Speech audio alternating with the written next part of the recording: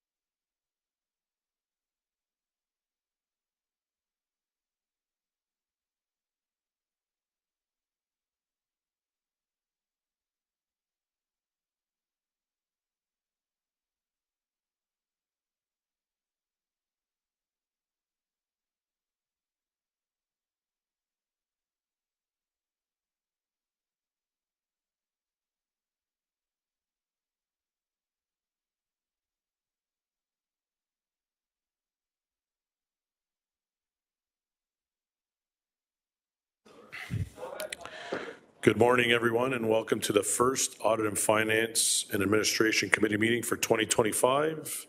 As we have quorum present, I would like to call this meeting to order. Please remember that all electronic devices are to be switched to a non-audible function during committee meetings.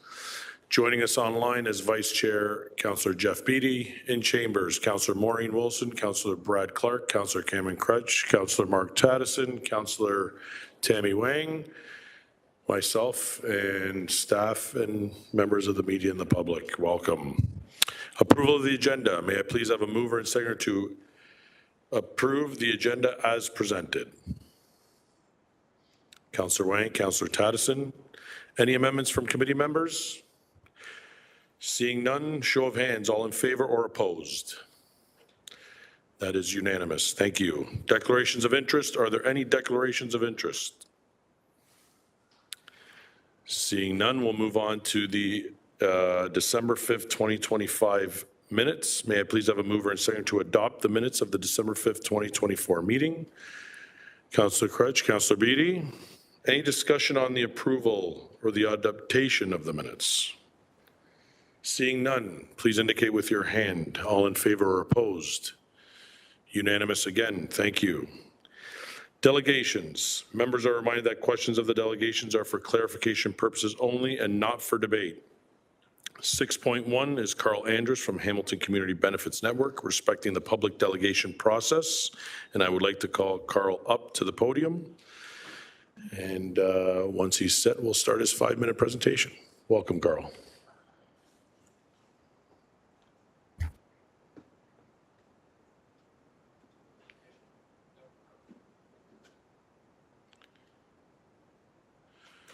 Good morning, Carl, whenever you're ready.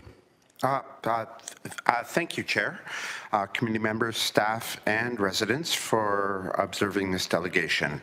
Our budget process is broken and inaccessible.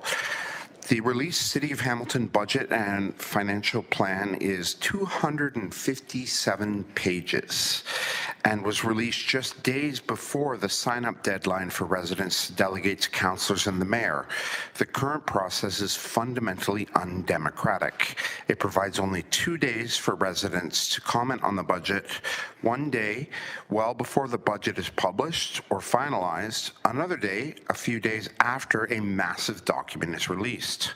The average resident has no idea what you, as council, are investing in. The difference between capital and operating expenses. For a government to be genuinely transparent, you must do things differently. Before you today, attached to the agenda, is work done by students from McMaster University's Art of Change class, looking into ways you can change this process. It's by no means a comprehensive list of suggestions, but I hope it is a starting point. I come to this committee today not to speak to specific budget items, but to ask that you refer to staff this report and a motion to change how the City of Hamilton undertakes the budget process. As it stands now, even new councillors have challenges getting up to speed on the budget process. Public input is restricted, as I said, to 2 days. One well before you have finalized the budget, another after the process is complete. Taxpayers need to understand how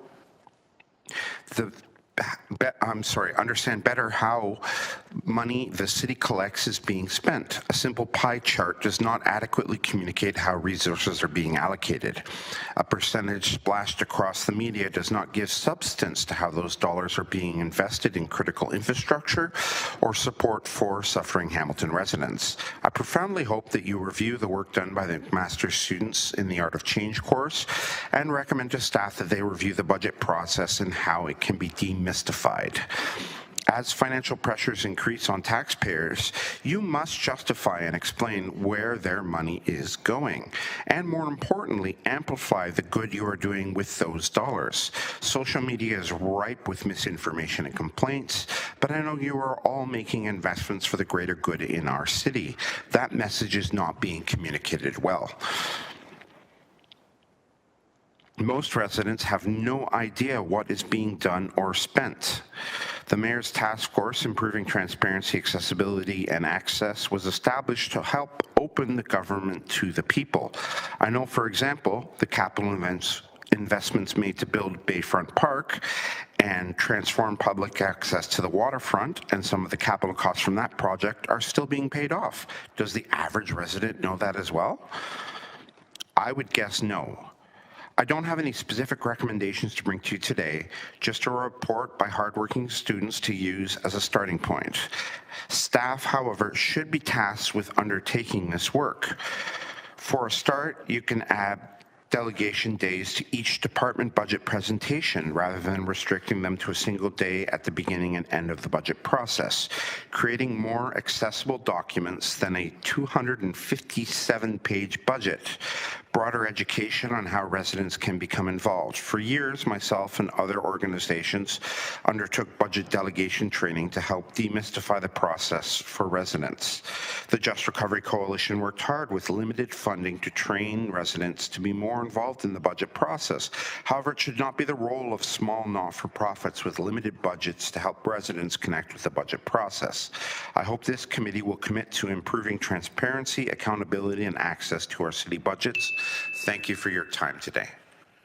Thank you for your delegation, Carl. We have some questions. Councillor Wang, please go ahead. Thank you for your delegation. I agree with you. It's a very convoluted and very complex process. Perhaps in your scans, and I know that this wasn't part of the theory of change course, but perhaps in your own sort of experience, have you found a municipality that you've really appreciated or really admired their potential budget process in your sort of experience to date? Carl? Thank you, through the chair. No municipality has cracked this egg or unpacked this well. I'll be frank, the budget process is very complex, as you all well know. And there isn't a gold standard that I can point to say, oh, this place got it right. But I think it's an exercise that needs to be undertaken in Hamilton to help transform and make accessible. We're looking at a billion and a bit dollars a year budget, as well as a massive capital infrastructure budget that our city undertakes. And I think connecting people to that process better is essential. Thank you. My second question then through you, Chair, is in all of your scans as well, have you seen a bit of communication from a municipality that you particularly liked? We've been really fiddling and trying to up our communications game here. And I think that you're right, pie chart may not necessarily be the most comprehensive or fulsome way to show, but have you seen other examples that might be really, really good that we can emulate? Carl? So through the chair, some cities are undertaking now engagement to change the way that they allow residents to access the budget.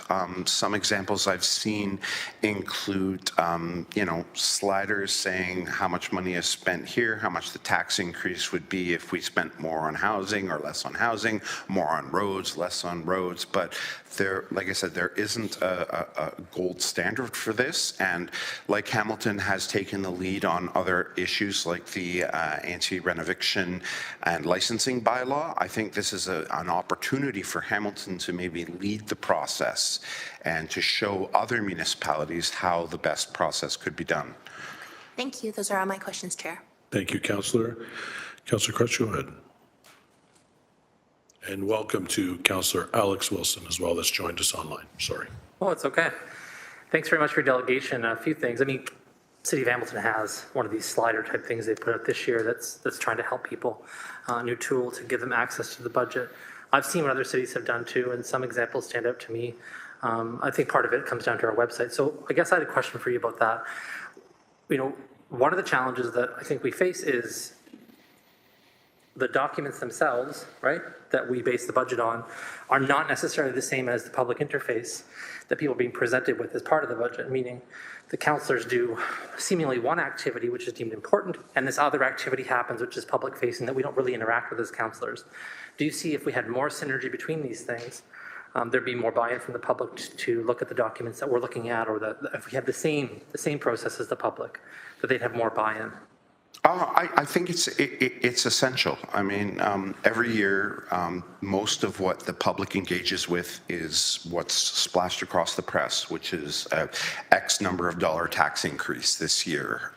And that's about how most residents interact with the budget. They just see a line item or a property tax bill. So helping them understand what that money that they're spending is going towards and paying for in a real sense, I think would be very helpful. And that could be as simple as even breaking down where their property tax dollars go on your budget invoices. X number of dollars go here to this, X number of dollars go there to that, would help the process. But I think, and it's not necessarily for me to answer because I don't have the answer exactly, but I think it's worth the exploration of both staff and this committee and council to look at better ways of communicating how those money is, how that money is spent. Thanks. And based on the dates on some of these documents, it looks like this work was done maybe a little bit ahead of time. Some thoughtfulness was put into it, and it may not have considered fully what our current budget process looks like. And so for me, to be frank with you, I don't have a lot of input on the budget process, despite trying my best. The mayor does. Under strong mayor powers, she not only has control over the budget, but also other kinds of things related to the design of the budget, how it works, how she informs staff. Do you really think, I don't know that this committee is the place for this anymore, sadly. So would you be opposed to this being referred to the mayor's task force on transparency, or frankly to the mayor directly for her consideration? Because ultimately she's gonna be the one who does all this work in the future. Yeah, unfortunately, strong mayor powers have, kind of upended how the budget process works. So I am certainly open to anything that this committee believes could help improve the mayor's efforts in transparency and accessibility. So whether it's referred to her task force or to her directly, I just think that the process needs to change. And unfortunately, a couple of years ago, this would have been the committee to do that work. So it might not be any longer, but however, you guys can certainly help inform or address that process and make recommendations. Thanks. I'm happy to refer this when the time comes. Those are my questions. Thank you, Councillor. Councillor Clark. Thank you, Chair. Our delegate today has delegated many times on our budget over several years. Just a few, yeah. A few, probably we don't want to count them. And I have appreciated his input on the budget process. This year is unique, as my colleague to the left, Councillor Kretsch, has indicated. The mayor has used her powers as super mayor, and to be clear, she didn't have a choice because the province prescribed it, which is very unusual. In my office chair, I have the budgets for the last few years all lined up on my desk side by side. This budget is about like that. Last few terms budgets were like that. There seems to be a dearth of detail in this budget. That's my opinion. What's your opinion? So, having only cursorily glanced through it, again, 257 pages, I have scanned it, and I feel that even for someone as familiar with municipal processes as I am as a professional in this capacity, that it's still a complex document and still doesn't give a fulsome picture of how our money is being spent and in what ways. Like, I would have to take a highlighter out and go through each capital line item to magnify for this committee where areas of concern might be. But I'm probably pretty unique in the city of Hamilton in, the sitting down and actually spending time reading that, or like you having several years of budgets stacked on their desk. So I feel that we need to do things differently, and I guess that's the point I'm trying to emphasize today, is that there has to be a better way to do this and a more transparent and open way to do this, because as it stands right now, no one is going to read even 257 pages of a budget who's not deeply invested, or a city councillor or a staff member in that. So there has to be a better way to communicate with the public on how the money is being spent, on what it's spent, and the current process is not working. Councillor? Yeah, I would tend to agree that there's, and the desire to make the process more efficient and move faster, we have not shrunk the amount of spending, but decreased the amount of detail that is presented to the public and council.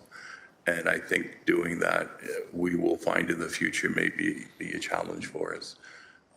So I really appreciate your comments. I always have. And I'll be making comments at a later date with regards to the overall budget. But thank you for your input, sincerely. Thank you, Councillor. Thank you, Councillor Clark. Carl, we have no one else on the speakers list. Thank you for coming in today. Thank you, Chair. Moving on to 6.2, Henry Morris, we're going to do it at the end, Councillor, your referral. Okay, we'll get through this and then we'll get to it. Henry Morris, respecting an appeal to the committee for the full grant for backwater valve grant. Henry Morris, please come to the microphone, begin your delegation. Your 5 minutes will begin now. Mr. Chair and members of the Audit, Finance and Administrating Committee, my name is Henry Morris. Better? I'm here to appeal the partial denial of the P3B grant because of not using a pre-approved contractor. Because the advice given to me on May 2nd, 2024, no one could have followed the advice given successfully because the advice conflicted with the building code. The relevant section of the building code is 11.3.4.1. When making a repair to your plumbing section 7, the current plumbing code applies, pages 1 and 2. In late April 2024, my plumbing stack blew and I replaced it, page 3. There was still a leak from the Fernco at the base of the plumbing stack and I attempted to fix it. The fix failed after breaking through the concrete in the basement and the contractor left without charging me, page 4. After the contractor left, on the same day, May 2nd, 2024, I called the city for advice on the grant for the backfill valve, page 5. A transcript of the call before the call transfer was received on January 10th, 2025. It is on page 17. I was then told to fix the leak and then get the backflow valve installed. Because of this advice, I believe that no information was requested or received about my address. Later that same day, I signed a contract to get the sewer pipe replaced from a plumbing stack to the property line, pages 6 and 7. After the work was completed, I slowly realized that I did everything wrong in getting the grant. After further research, I realized I could not have done anything right. The building code essentially says that the backflow valve has to be installed at the same time as the repair, not after, as I was told to do. The first appeal took place with Supervisor Natalie in late May to early June of 2024 about applying for the grant at all. At that time, I told her about being totally unable to follow the advice. The entire application was filled out after the work was completed. I requested the recording of the advice to an FOI request, and acknowledgement was received on June 18, 2024, page 9. I received a partial transcript of the call before the call transfer on January 10, 2025. Page 17, the cover letter of the partial request completed of the FOI request dated January 10, 2025 can be found on pages 16 and 17. I first applied for the grant by email on June 14, 2024. Page 10, after multiple phone calls for confirmation of receipt with no answer, they admitted to not receiving it on July 24, 2024, page 11. I sent the application a second time on July 25, 2024, page 13. There are many other instances of this department not meeting the standard of service, and we'll deal with them separately in a complaint when my continuing appeals are exhausted. As no one could have followed the advice given, it is improper to deny the full value of the grant for not completing step 1 while being unable to complete step 0. I await your written decision. Thank you. Thank you, Henry. Any speakers for Henry? Okay, seeing none, thank you for coming, Henry. Appreciate it. Thank you. Moving on to 6.2A, Staff supporting documentation respecting Henry Morris, respecting an appeal to the committee for the full grant of the backwater valve grant. Is there any questions for staff from any of the committee members? Councillor, please go ahead. In this documentation that was provided as attached here, there's a section here that I'd like some more information on. And I would just ask that in future, if staff can maybe include a note explaining this in more detail, but it says on November 28th, Storefront Hamilton Water responding to Mr. Morris. As previously mentioned, your appeal has been denied by Hamilton Water. If you wish to take this further, your next step would be to request to speak to a committee of council. And the committee you go to is the Audit, Finance and Administration. So that advice was given to Mr. Morris, and Mr. Morris is here today. And we're not sitting here as we are normally like a DC Appeals Tribunal type of setting. We're sitting here as AFNA. We've had some conversations previously about our role, right, and about water and about these kinds of issues. And so it seems like it's being brought here for us to make a decision about this or to adjudicate this, but that's not the vibe I'm getting. So can someone explain to me what the process is supposed to be? Because it appears that we're being asked to adjudicate something, but this is just happening kind of through a delegation. Yeah, certainly. Nick Winters, Director of the Hamilton Water Division, and through the chair to Councillor Kretsch. The reason for the direction that was provided to the resident with regards to this grant program is the request that's being made is for a concession to a council-approved grant program. And so staff don't have the authority to work outside of that program that has been recommended and approved by council. Only council has that authority. With that said, I would be certainly happy if there's questions about how the program is structured and the reasons for that, and the implications, excuse me, of the resident's request. We're happy to answer those today. Councillor? With all due respect and in fairness, that's not an adjudication process. And what seems to be happening here is you're asking AFNA to make a decision about this, but I don't see a document here from staff with an outline of the process. And me sitting here asking you a bunch of questions right now isn't going to be a proper process.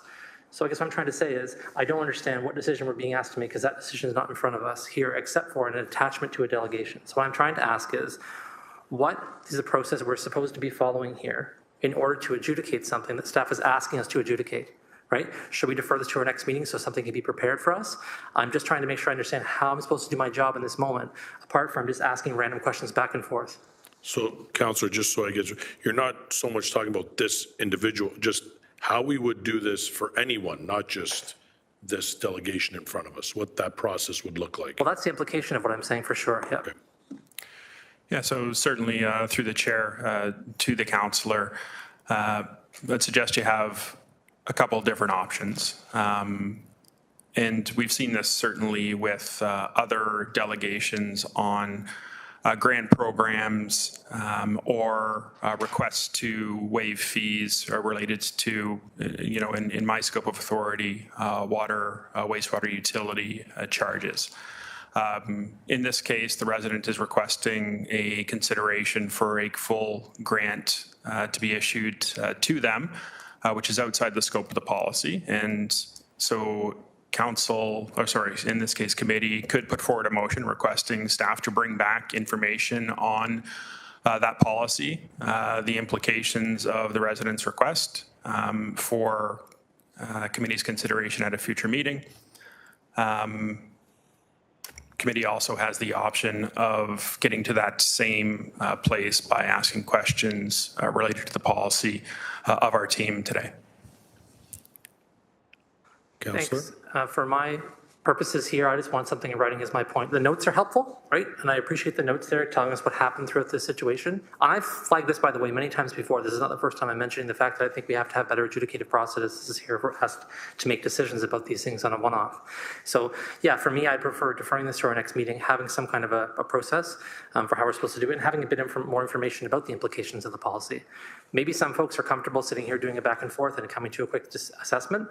I'm not, and so that's where I stand. Thank you. Thank you, Councillor. Councillor Clark. Thank you, Chair. Has the process changed? Director? Through the chair, just to clarify the councillor's question, are you asking has the process for the grant program changed at all? has the process for the appeal to this particular committee, has that process changed? So through the chair, no, that process has not changed. Do we know how long that process has been in existence? So through the chair, I can speak from my experience. And again, what we're talking about with regards to process for appealing authorities under council-approved policies impacts far more than the protective plumbing program that we're discussing this morning. Dealing with the grant programs administered by Hamilton Water, that process has been the same going back to 2005, at least from my recollection. Thank you for that. So in reading the notes that you provided us, which I guess is 6.2A, there's a timeline. It indicates that the delegate was reimbursed $500 for the protective plumbing program, which would be the backflow valve. And is that the maximum under that program? So through the chair, that program is structured such that if a resident uses a contractor that has submitted bids to the city, we have a list of pre-approved contractors. Those contractors have a set price that the city has reviewed to do the work that in this case occurred in the resident's home installing that backwater valve. That pricing is publicly available, and so those pre-approved contractors for the city of Hamilton have varying prices for the installation of a backwater valve, and they do exceed that $500. The way that the program is structured, though, is should a resident or property owner choose not to use a contractor that has been pre-approved by the city, the maximum grant going back to that resident or property owner is the $500. Thank you. And was the delegate advised of that when he began the application? Because you just don't go out and spend the money and then ask for the money back. You reach out to Hamilton Water. Was he advised of what the program says? Can we ensure we're going through the chair, please? Director Winters, please go ahead. So through the chair, I've got Director Shane McCauley sitting in the upper deck here with us this morning, and he's dug into the file on this. I'm sure he can address that question. Thank you. Thank you, Chair. Good morning. Shane McCauley, Director of Water Wastewater Operations, through the chair. That information is available certainly on the website. That clearly specifies that, but is also part of the application form that the resident would have to fill out an initial indicating that they understand that if they choose a contractor outside the pre-approved one, that the maximum grant is $500. Councillor. Thank you, Chair. May I ask to staff, was that prescribed form utilized by the delegate in his grant application? Through the chair, yes, that was. So the delegate knew that if he didn't choose one of the prescribed pre-authorized contractors, that he would be limited to the $500. That was clear in that application. Through the chair, that is correct. Thank you. It also indicates in your report to us, Chair, that the sewer lateral management program, which enabled the resident to secure $1,500 under that program, is the program similar in nature to what we do for this, in essence, compassionate grant on, let me rephrase that, for the backflow valve? Director McCauley.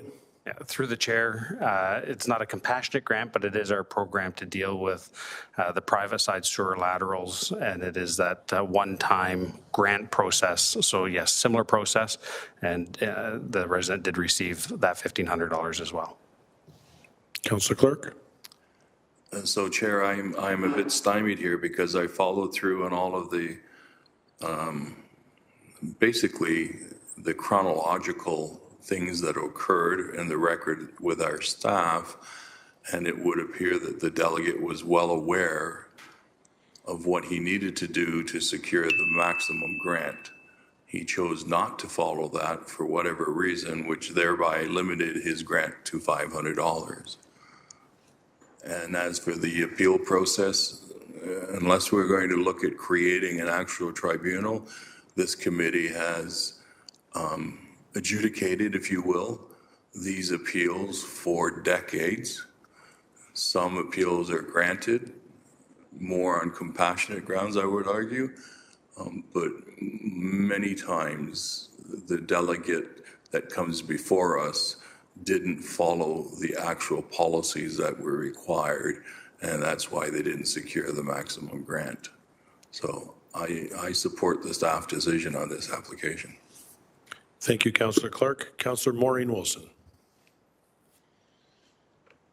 Thank you, Chair. Appreciate Councillor Clark's questions, which were able to highlight the policy. And the purpose of that policy is to ensure there's fairness, transparency, and that the public interest is upheld. I guess what I'm having a little bit of discomfort with is the suggestion, I think, that staff have prescribed this practice to us, and it's the prerogative of adjudication or hearing. It's the prerogative of any member of council, as I understand it, Chair, as long as they're around this horseshoe, to put forward a change to that method of, if there is to be a method of adjudication. And to my understanding, that has not happened. So I just want to make sure that staff are only following the procedure and the practice. It's not within their domain to suggest otherwise in terms of the adjudication. If they are directed to do so and to come back with a report that would suggest something other, that's fine. So I just really cautious, Chair, about that. And I guess that's all I'd like to add. Thank you. I don't have any questions because Councillor Clark asked them. Thank you. Thank you, Councillor Wilson. I do not see, sorry, Councillor Alex Wilson, please go ahead. Thank you. You didn't miss me. I just hadn't got a chance to signal yet. So I just like to, understanding this is the process so far, I do just want to kind of put my oar in the water on this sense that I think in the future, whether it's on this application or in future applications, would certainly welcome, as Councillor Kretsch said, just a written summary. Here's where the policy didn't line up, and that's why staff are recommending, this is why these actions happened. I think the timeline of events is helpful, but it's spread across 3 attachments from 2 different perspectives. And then through committee questions, we're getting to what are the root of the issues, timelines, those types of details. I certainly think having a bit of a memo would be helpful in this process generally. Getting to the specific application, I do have a question following up on Councillor Clark's comments. My understanding was that, yes, the applicant filled out the process, but that what we heard in his delegation and what his kind of speaking notes shared was that there was an issue happening, there was a leak happening, and was on the phone and had advice over the phone to fix that problem, and then later tried to apply for this grant and then was ineligible after following verbal advice. Is that the disconnect through you, Chair, where I'm hearing from staff that the policy, didn't line up and staff have to follow policy? I don't think that's anything malicious there. Of course, doesn't line up with the policy, so this is that. Was there a verbal conversation prior, and was some of this work done before filling out the application? Am I seeing that that's part of the issue here? We'll look to see who wants to take that. Director McCauley, go ahead. Thank you. Thank you for the question through the chair. My understanding in going through the documentation is that there was some significant plumbing issues on the property that the homeowner was taking care of. And when the resident makes reference to Part 7 of the building code, and I'm not sure because that wasn't included in there, and I'm not a building code expert, but what I'm suspecting is referring to is under Part 7 is generally for new homes. And in Hamilton, if you have a new home, you have to put the backwater valve in as part of that new construction, and there is no grant for it. And so that is my interpretation of perhaps what he was thinking of with the building code part 7.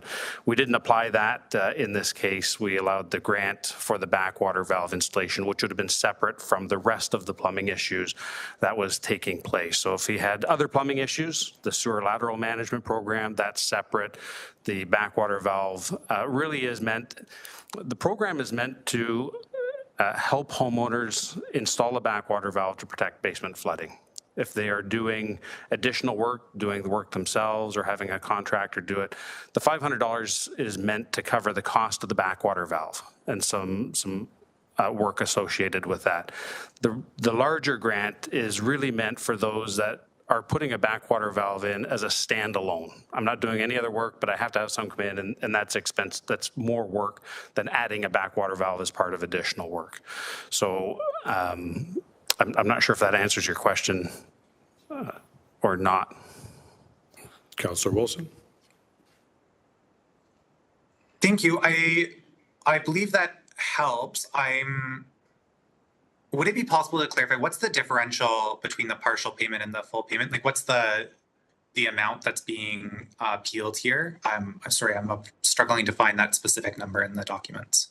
Director. Yeah, through the chair, it is on our city website under the protective plumbing program, and it would depend on which pre-approved or pre-qualified contractor that you chose. The most expensive on there is $2,456, but the grant maximum is $2,000. So they would only get $2,000 towards that. The lowest of the pre-approved is $1,266, which would be a reimbursed. So depending on which contractor they went with, it would be anywhere between the $500 and the $2,000. Councillor. Thank you. That's helpful in understanding this a little bit better.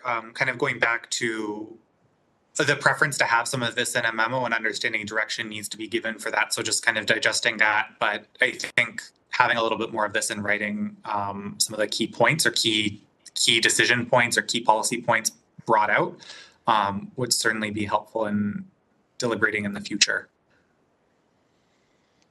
Director McCauley. Through the chair, I agree 100%. We could have done a better job at putting a bit of a summary together ahead of on top of this document. So understand that and appreciate. No, and again, that's up to us to give direction. So that was more a comment for committee than for staff there, chair, through you, chair. We have to give direction to get what we want. So that's fine. Thank you, Councillor Wilson. Thank you, Director. Councillor, for a second time, go ahead. Thanks very much. And so I'm just going to apologize. I wasn't trying to say that staff were doing some wrong thing. My frustration was really just about the fact that there are many kinds of adjudications that happen here. In my time on AFNA, there's been a lot of ones that I consider to be, from my perspective, obscure, different. And we never really got, from my perspective, a training saying, hey guys, when you join this committee, here are all the different things you're going to do. All the different kinds of adjudications. These are specifically about this kind of water program. There's this other thing that happens with this other department where you're going to adjudicate these things. And then here's the process we're going to follow for each one of these different things. When we're set up as a tribunal, we have all the support from administrative staff, lawyers, everybody else, and now we've got training for that process.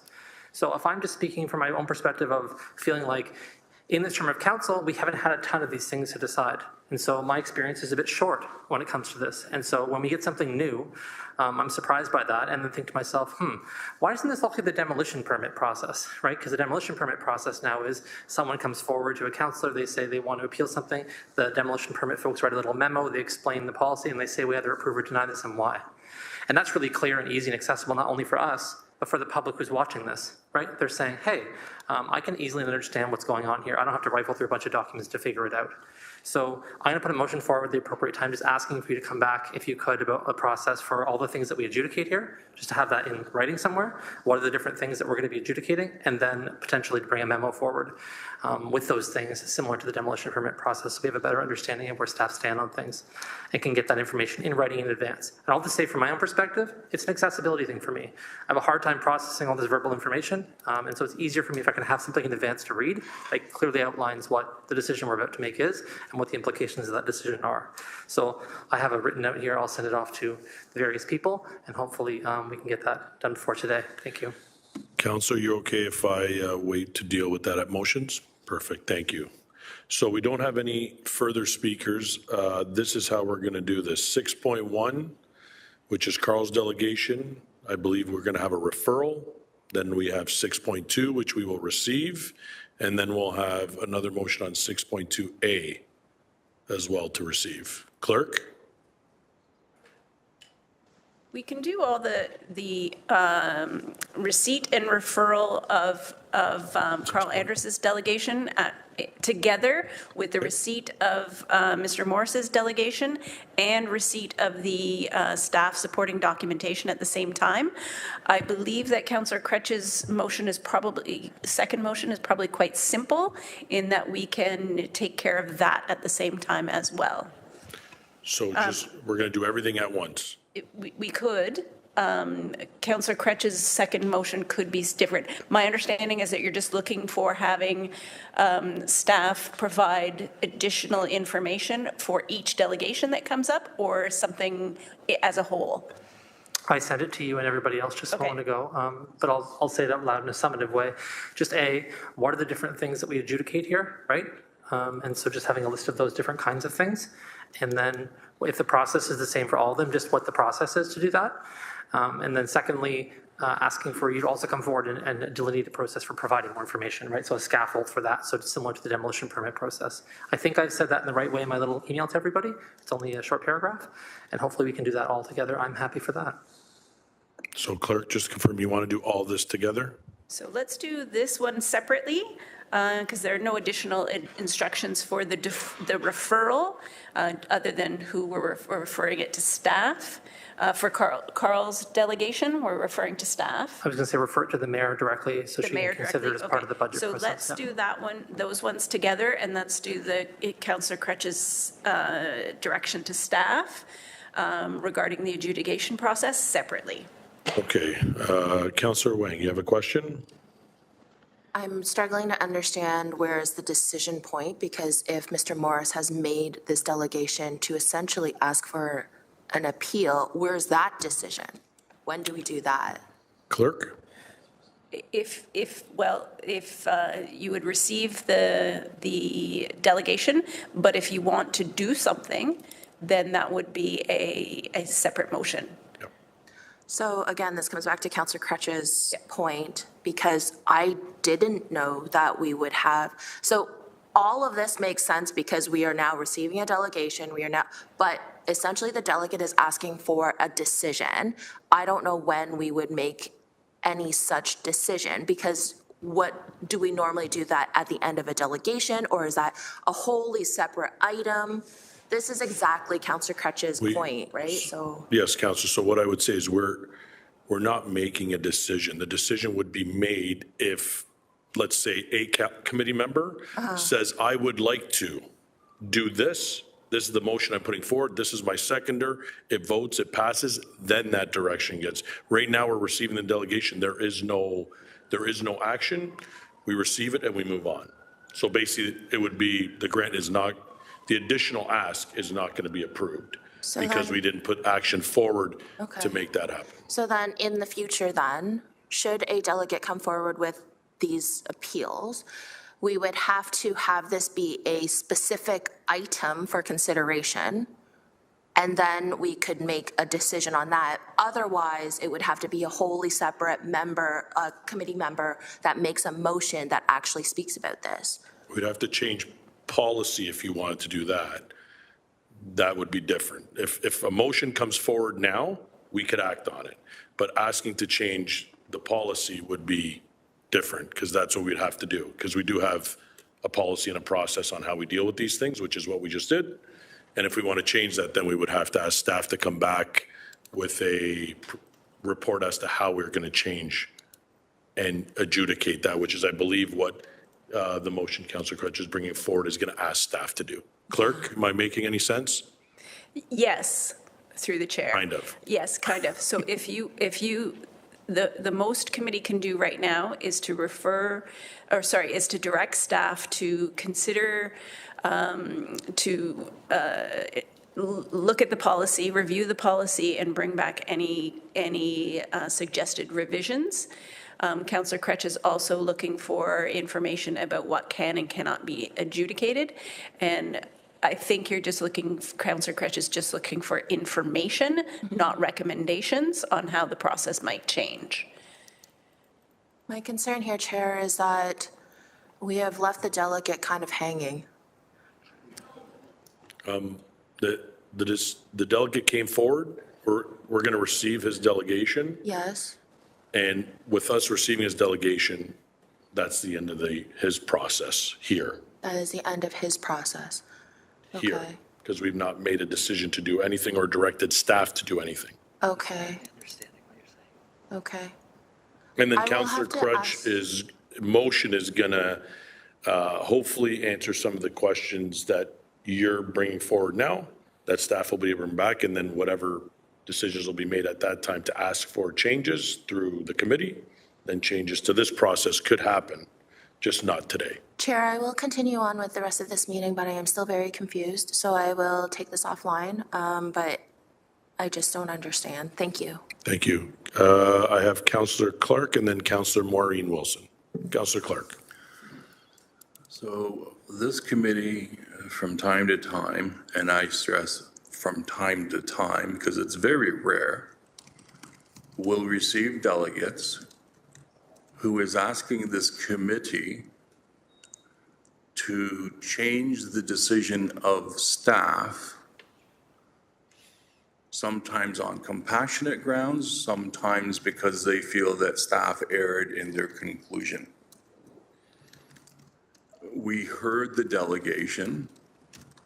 Questions were asked of staff. Staff gave us a chronological list of all the things that occurred with the delegate. So it's not just, here's what we believe, here's the entire list. In that list, it cites where the policy is with a link to the actual webpage for the policy, and it outlines why he was denied the additional costs on the backflow valve because he didn't comply with the policy, which is in the application that he had to complete in order to get the grant. So we heard it, we listened to staff. By receiving it, we are sustaining the decision of staff. And that is the way it has been for many decades. We will receive requests for an appeal. For example, people go away and they have a leak or they left the back. I remember this one, they left the tap at the back of the house on, just dribbling, not significant. When they came back and got their water bill, it was like $1,000. And so they came here requesting this committee to provide a compassionate grant one time. And again, there's policy that backs up that type of situation. We do get appeals, but they are few and far between. And the process has been laid out for some time. If the committee wants to look at a different process, I have a bit of a challenge with that because you're asking staff to go back and modify a policy and a process that has existed and has not, I do not ever recall a decision of this committee being appealed to a judicial review. This committee makes the decision and that's the final decision. They either support the staff's position or they support the delegate's position. We can do that. If we feel on compassionate grounds that this delegate deserves the 200 and whatever the dollar figure is, this committee has that authority to do that.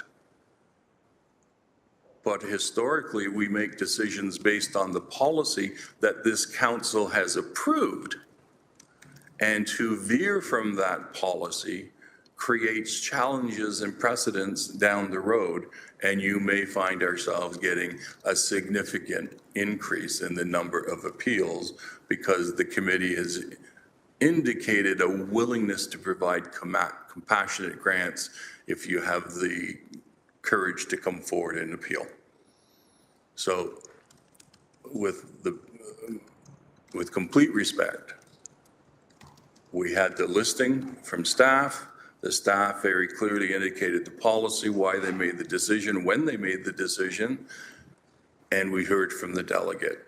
This committee needs to make the decision. If they sustain the staff position, then we receive.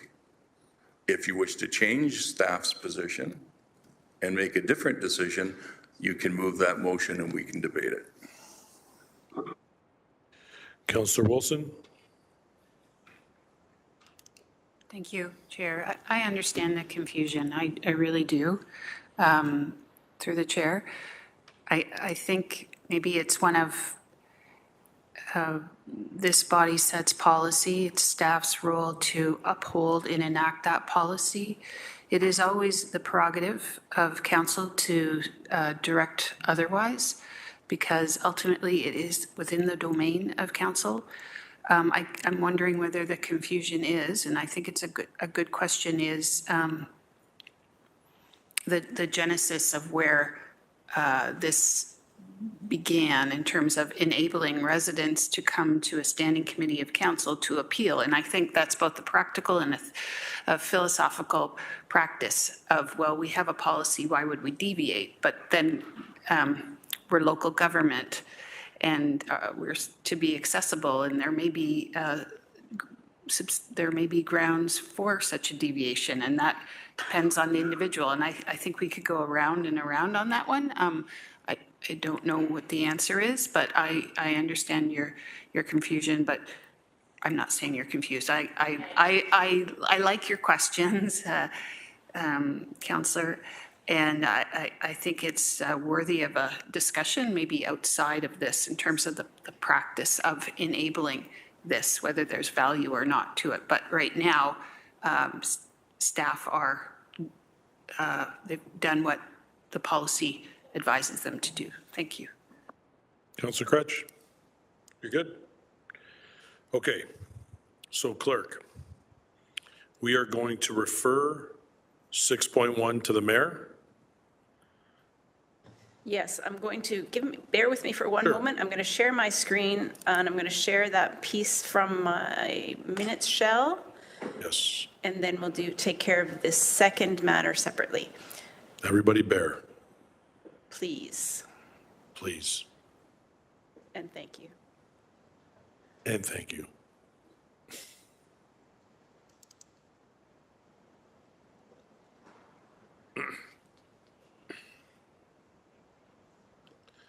This is where we need that little music, Sal. Yes, there we go. I'm not sure that this is the right one. I don't know about that song, but. It's Jeopardy.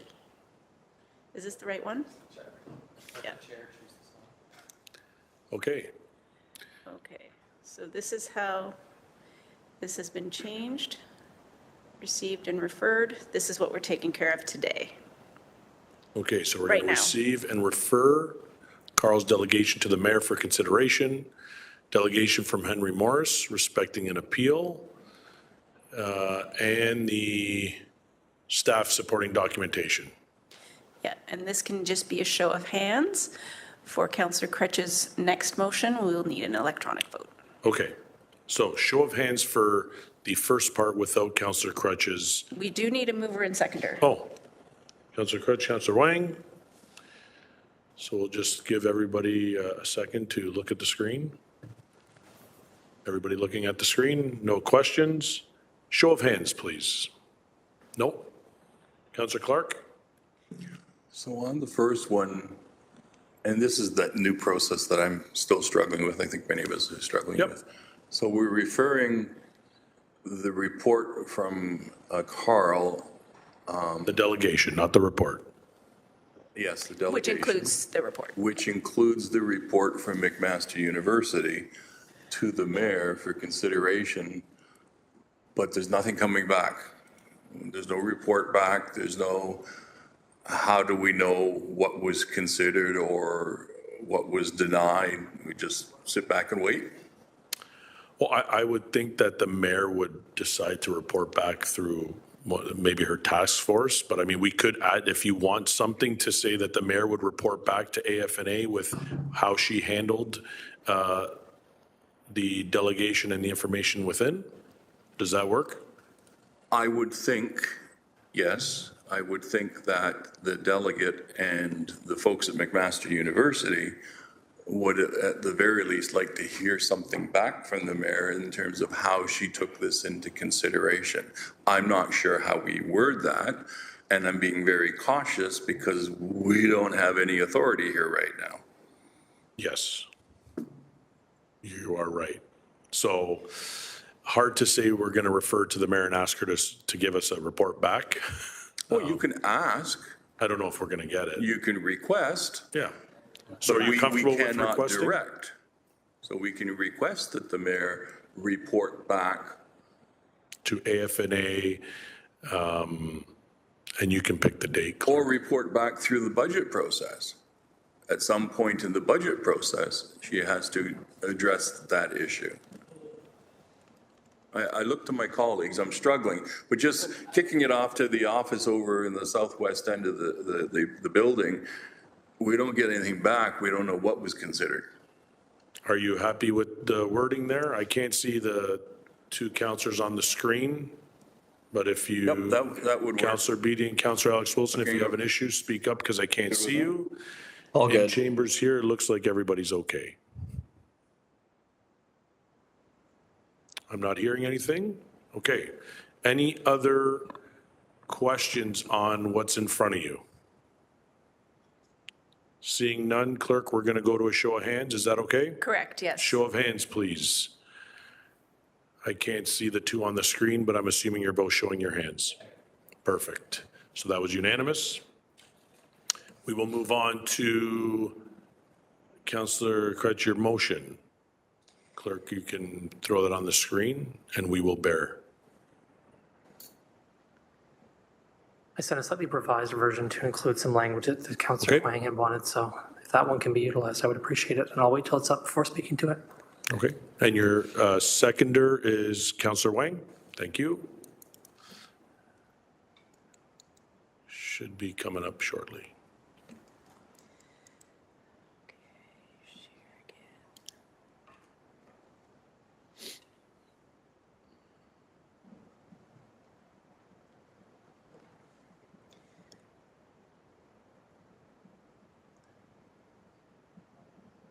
Sharing, right, yes. Yay. Okay, so that staff be directed to report back to Audit, Finance, and Administration Committee outlining the process for all matters subject to adjudication by the Audit, Finance, and Administration Committee, and to recommend either through a memo or other written document a way to provide context for their decision. Councillor, go ahead. Right, so I'm proposing this motion, and I think it's a good addition to the process that already exists. I'm not trying to suggest there's something wrong with the process that exists. What I'm trying to do is just provide a bit more transparency. For those of us on the planning committee, this same exact issue occurred earlier when we were talking about demolitions. So what happened was demolition applications were coming through councillors, they were arriving at the committee, but then we didn't have any context from staff saying we recommend, we deny in a kind of memo or anything. So what that does by having that memo is solves Councillor Huang's problem.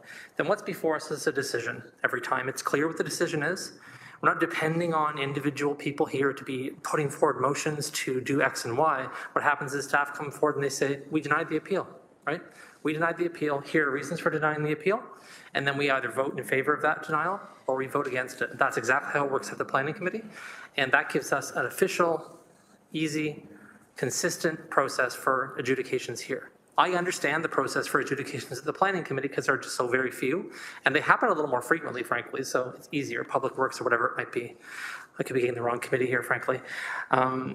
But here I find, for me anyways, and I think Councillor Huang expressed the same confusion, I find it a little bit difficult to understand the different contexts for some of these things, because as Councillor Clark says, they come up rather infrequently. And fully respecting the fact that Councillor Clark's been doing this work a lot longer than I have been doing it, and that the process works and makes sense.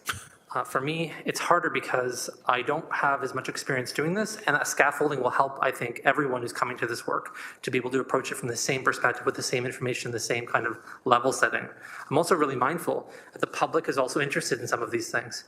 And so when they're trying to access this kind of thing, it's a further layer of difficulty for them because they're also not able to sort of participate in the question asking in the same manner. So this allows them to have a written document to be able to look at that's kind of straightforward. Again, similar to the demolition permit, very short memo that the clerk has now created that document to make it easier for people to do this and provide that information. So I think it's a reasonable solution and way through that. I would ask staff to come forward with a way to recommend that process just like they did for demolition permits. Thank you. Thank you, Councillor. And just before we get to questions, one thing I think staff should provide is a date that staff feels comfortable for when they can bring this back, because right now there isn't a date on there. And then I can go to Councillor Maureen Wilson for questions. So staff, think about that. We can add that date in after we're finished with questions.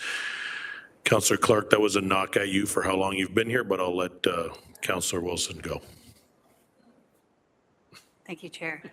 I just want to make sure I understand what I'm doing here. Yep. So presumably when it gets to this point, implicit is the fact that staff have rejected is a strong word, but they have already, as is their authority to do so, as per the policy, there's already been a determination that there's no recommendation. And so to me, that's already implied, because otherwise it wouldn't be here. So I think if I'm understanding Councillor Crutch, he just wants a clear statement that this matter does not uphold policy, and therefore it was denied. That's basically it, and then a chronology of what happened and why. Like, all right. I'll let Councillor, is that? Because I think it's already. This is just a different formatting is all I'm suggesting. I'm not suggesting we really change anything. I'm suggesting we format it a bit differently and just make the process a little clearer. That's all I'm doing here, suggesting, if that helps. If I can just add, we have had memos come back with this information. We have had more informal documents, and I think what Councillor Crutch is looking for is simply one way to a standard template, as it were, to provide this information. Councillor Wilson, you're good? The councillor that's been here a long time, Councillor Clark. Sorry, I didn't mean that, Councillor. I apologize. God bless you. Thank you. And can I ask that the recommendation be separated into two items? The first one being that staff be directed to report back to Audit and Finance, outlining the process for all matters subject to adjudication by Audit Finance Committee. That seems to be one decision point to me.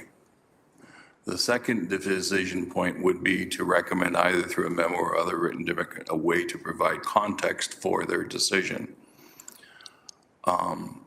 It implies that they didn't do that, and they did. And so I have challenges with the second part of the recommendation. The first part makes sense to me because we're simply asking for a list of items that may be appealed to this committee, which is a fair thing to ask. Because even if you ask me today, with all my years here, I probably could not recite an exact list of all the items that could be appealed to AFNA. So I think that's valuable. The second part I have challenges with because they do it every single time. Every single time I've dealt with an appeal at AFNA, they come in. Form might be slightly different, but they articulate exactly what the appeal is. They articulate everything that they did with the particular resident and why they made the decision based on policy. And then it's up to council to change that, to either vote to amend their decision or in rare cases, vote to have a review of the policy. And that has happened. But as always lies with this committee. So committee here always has the final say. But staff do not come to us with gobbledygook without an explanation as to why they made a decision. They are very clear as to why they made the decision, what the policy was, and what our role is in this particular situation. So while I appreciate that the councillor is trying to streamline Is that a fair way to describe it? Standardized, Standardized? I have challenges in that it implies that staff are not doing that, and they most certainly are. I'm happy with it being separated out, and the clerk has also added a thing there, I think, which hopefully takes away the implication, which is that this is more about a standard template to do this, not that staff aren't doing it already. So hopefully that resolves that, and thanks for the addition from the city clerk. I'll let you guys look at that. I have GM Can that wanted to add something. Go ahead, GM. Good morning, and thank you, Chair. Through the Chair to the committee, I think the motion or the recommendation has to be specific to the protective plumbing program, because there are broader implications citywide to all other programs where matters subject to adjudication may arise, and there are other processes there. So I think it would be fair if the recommendation actually spoke to the protective plumbing program, that staff review the program in detail. We highlight all matters subject to adjudication and how that should be handled, and we can report back on that process and how it would be handled. I would say in Q3 of this year, and if we can complete the review prior and bring it forward, we'll definitely accelerate that timeline and bring it forward in Q2. My concern as a GM is that there are many programs out there that are subject to adjudication where a member of the public may not be happy with the decision of staff. And if we come forward with a broad statement that is beyond our scope and beyond the protective plumbing program, which is the matter in front of us today, there may be broader implications. Now, if the desire of this committee is that the city look at it citywide, then that's a different scenario, and I'd work with SLT and the city manager to address that as accordingly. So hopefully you find that helpful. Happy to answer any questions. Thank you, GM Can. Councillor? Yep, go ahead. Yeah, so this seems to be getting confusing, and I don't think what I'm suggesting is what's being interpreted by staff. So I think what I'll do is just make this life simpler for everybody. I thought this was going to be relatively simple, so I thought we'll put this on. This will be easy peasy. It's not, and when I sense that tension, my result of that is I'm going to go offline and try and deal with this in another way. So I'll take it offline, and we can deal with it. This is a standalone motion, so it's not required that we do this in the moment. We've already dealt with the delegation, so just to make it clear what I'm proposing, I'll bring this back in another format later. Thank you so much. Thank you, Councillor. So I think we've done all the other work we needed to do, Clerk, so we can move on to items for information. Yeah, heading on. All right, 7.1, AUD 21004A, cybersecurity follow-up audit planning summary, citywide. Just for everybody's information, there is a confidential appendix. If a member of this committee would like to discuss or ask questions on Appendix A, we will need to do that in closed session. So I'm looking around, and I'll give everybody a little bit of time. Councillor Clark, did you want to speak to that? Yes, the report is 18 pages. That is an in-camera report. My preference would be that we do go in camera, at least to hear from staff. Okay. We do have consultants that'll be able to answer some questions as well. So what I need now is a mover and second to defer consideration of report AUD 21004A respecting cybersecurity follow-up audit planning summary citywide until after closed session. And so to be clear, it's the Auditor General that's providing us this information. Yes. Thank you. Will you move that, Councillor Clark? Yes. Councillor Wang will second. And show of hands, please, if you're in favor or not. Okay, I think that's unanimous. So, sorry. Yes, go ahead, Councillor. This process of showing of hands, so now we just had a vote to refer something to go to in camera, but there's no acknowledgement as to who voted how. It seems to me that if we're going in camera on something, that would be something that we would need a historical record of the vote. So we're not voting through the chair, you're not voting to go into camera right now, you're voting to defer For this item. consideration or a discussion of item 7.1 till after closed session. The new procedural bylaws include the procedural votes. So referral, deferral, adoption of the minutes, and approval of the agenda and that sort of thing are just a show of hands. If committee wishes to have an electronic vote on items like this, they certainly can do that. So I would like that report to be deferred to the in-camera portion. There's no record of who referred it to the in-camera portion. And I understand the clerk's desire to make our meetings much more efficient. This is not efficient. This is becoming a lack of transparency. So that's my objection. Thank you, Councillor Clark. So, Clerk, what will happen now is we'll move to public hearings, then we'll deal with it in closed. Pardon me, what was your question? We're going to move on to public hearings, and then we'll go into closed for this item with the rest of the items? Yes, so once we'll move on to the public hearing, then you'll go into closed as usual to discuss Appendix A to report 21004, the cybersecurity follow-up audit, then come out of closed and address that report itself. The cybersecurity audit report. Councillor Alex Wilson? Thank you. Feel free to rule me out of order, Chair, because I was trying to get on before the deferral. My request was simply that would committee members be able to be provided the 2021 report that was confidential in its entirety. So the appendix that we have is a summary of a previous term of council report. My request is if it would be possible to be provided as a new member of council the report with all of its appendices. I can wait till we're there, but the closed item we're talking about is so that's what I'm trying to get out of this. So I leave it with you, Chair, as to when that's best requested. Thank you. Clerk? Through the chair, I don't know that we can do that for this meeting. Are you asking for it for this meeting?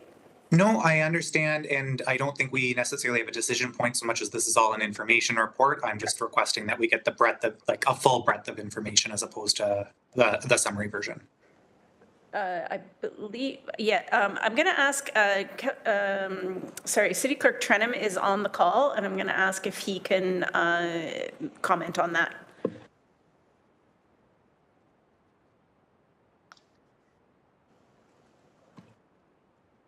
Morning, Chair, and through you, just confirming you can hear me. Yes, go ahead. Yeah, we have a process in place. We can make that available to the councillor and members of the committee if that's the request. Perfect. Thank you, Clerk Trenum. Moving on to public hearings. 8.1, FCS 240168, Community Benefits Charges Bylaw Amendment. The public has been advised how to pre-register to delegate at the non-statutory public meeting on today's agenda. Notice of the public meeting was published in the Hamilton Spectator on December 14, 2024, and on the city's website, inviting interested parties to make representation at today's meeting. Any person in attendance is able to make representation. Are there any members of the public that wish to speak at this public meeting? I will ask for a second time. Are there any members of the public that wish to speak at this public meeting? And for a third and final time, are there any members of the public that wish to speak at this public meeting? Okay, no one has indicated, so I will have a mover and seconder, clerk, to approve the recommendations. Is that where I'm at? Or did I miss a page? Yeah, no, you're on page 6. Right. Yep. You're asking for a mover and a seconder that the public submissions in the staff report regarding the matter be received and considered by committee and that the public meeting be closed. Then you'll move on to the recommendations in the report. Perfect. Councillor Taddison, will you move that? Councillor Cook, perfect. Indicate your vote electronically, please.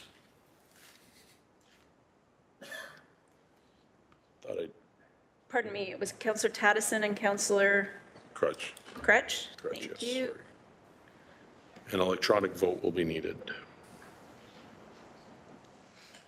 The vote is up. Oh. Yes, Councillor Wilson? No, I apologize. No problem. We're voting on the recommendations? No, we're just voting to put it on the floor because I was hoping. This is no. for public submissions regarding the matter and that we close the public meeting. I beg your pardon. Yes, and then the recommendations is the next one. My apologies. No problem. Is the vote still okay, clerk, or will we have to do it again? Okay? Yeah.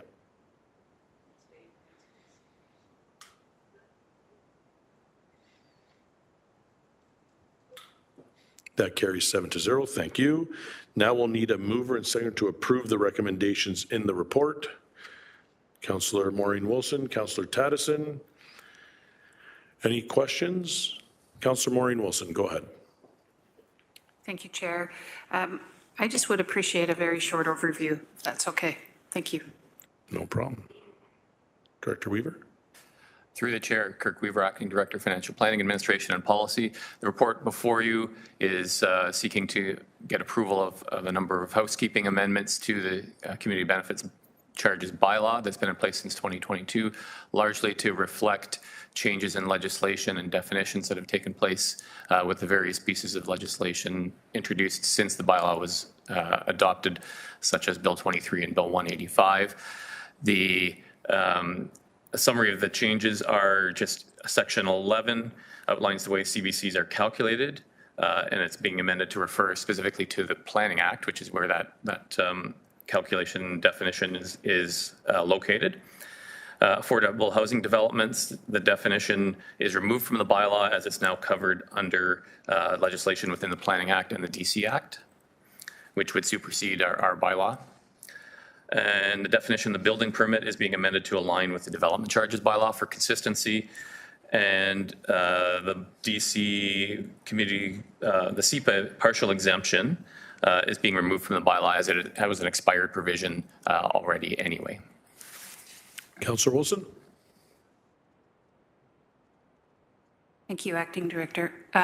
So just so I'm crystal clear, this is something that municipalities like the City of Hamilton are required to do, or it is a provision within the Act that we have an opportunity to do in its application? Director? Through the chair, are you referring, just for clarity, are you referring to the opportunity to implement a CBC bylaw? Yes. That was an option presented to committee and council at the time of legislative change, I think back in 2020, where a number of services were proposed to be removed from DC eligibility and placed within a new framework, Community Benefits Charges bylaw, and eventually a limited number of services were removed from the DC eligibility, and those are the services that can be charged for under this new CBC regime. So at that time, council had a choice whether or not to implement a CBC bylaw. Council at the time chose to implement the CBC bylaw, which has been in place since 2022. Councillor? Thank you. And in so doing, thank you, Acting Director.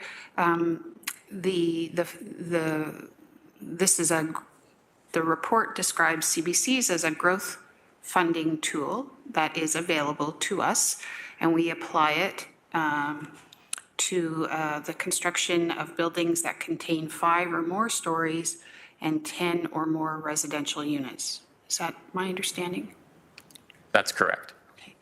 And I'm just curious because we're applying a fee to future housing, and yet, Chair, the gallery is not filled with delegates such as the Real Estate Association, the Apartment Dweller Association, or the West End Home Builders Association. Just curious, talking about us affecting the price of housing and its availability. Thank you. Thank you, Councillor Wilson. Councillor Clark. Thank you, Chair. Councillor Wilson's last comment kind of tweaks me. So if I understand this policy, we are prescribed to take 4% of the land value of the land that's going to be used for the development at the valuation date. So it's not the same as development charges on an overall development. So I'm trying to understand, what have we lost? So the 4% valuation is on the land. What's the difference between that? Do we know the financial difference between that and what we were permitted to charge through former development charges? Do you understand my question? Director? Through the chair, I do. I don't have that number with me or available today. I believe we could look back at prior reports when we brought forward the CBC bylaw, would have some analysis regarding that. In general, the 4% fee that is capped at 4%, the calculated charge under the study may be higher than that based on the projects we have, but that's capped, and it would be less than what we would likely collect for the same development under the DC per unit charges. I would surmise then that that is likely why the gallery is not filled with developers and real estate experts, because they got their wish. The development charges were removed. Now you do it under community benefit, but here's the number, 4%. So can we charge more than 4% just as a decision of council on any project? For example, 8% on the community benefit side based on land value? Director? Through the chair, no. The process in the legislation requires us to undertake a study similar to a DC background study with less prescription, I would say, but similar to a DC background study to identify the projects that would be eligible, growth-related projects that would be eligible for DC or CBC collection. And through that study, you identify what percentage would be eligible to be collected. However, the provisions in the Planning Act for the CBC cap the charge at 4%. So if our study calculates a 6% charge, for example, that's the amount that we would should be collecting in order to cover the planned growth-related projects. We're capped at that 4% number. Councillor, I felt like you knew the answer, but that was good. You're catching on to how I kind of do these things. Yes. Chair, can I ask, is it feasible? Because here's the challenge. So the policies have been changed. Big hoopla, lots of protests, don't do this, don't do that. Government made their decision. Now we need to implement their decision. But there is no reckoning. There's no reconciliation as to what we would have charged for DCs and what we are limited to charge now. So is it possible to track those numbers over the next 12 months and report back to give us an example? Well, had it been under the old regime, we would have had this calculation, but now we have this calculation. Because we have, Chair, as you know, we have indicated to the government that we are being shortchanged. They disagree. And I understand it's their policy. They wouldn't want to agree with us. But is there a way of doing it factually so we could show the finances under both models? Is that too complicated to do, or is that something that would be feasible? Director Weaver? Through the chair, it's something that we could do if committee was willing to direct us to do that. It would require us to go back historically since the bylaw was in place and examine each of the developments that were charged a CBC, and then do the reconciliation of what that what we would have collected in development charges. on that development based on the rates that were in effect at that time. So it would be a bit of work that I think if we can undertake in a period of time later on this year, likely to report back if that's the will of this committee. Councillor Clerk. Chair, so can I ask staff to go away and have that discussion amongst your finance gurus that work with you, the folks that are going to have to crunch all the numbers, and be prepared to answer the questions in terms of how much time would be required to do it and how you would recommend that we would do that type of review. I just think it's important that we truly understand the numbers. And right now, it's nebulous. It's almost ethereal. We have no idea what we would have gained in revenue versus what we are going to gain in revenue. We believe it's a loss, but we don't have proof yet. So I'll leave it to Kirk and Finance to have that discussion. And then perhaps at a future AF&A meeting after I've met with them, I can come in and propose a resolution that might get us that information. Does that sound reasonable? Happy to have that conversation with you after consulting with staff. Okay, let's do that. Thank you. Thank you, Councillor Clerk. Seeing no one else on the speakers list, do we have a mover and second to approve the recommendations? I believe we do. Councillor Wilson, Councillor Taddison? Correct. Perfect. And this vote will need to be electronic, so we will go to the vote.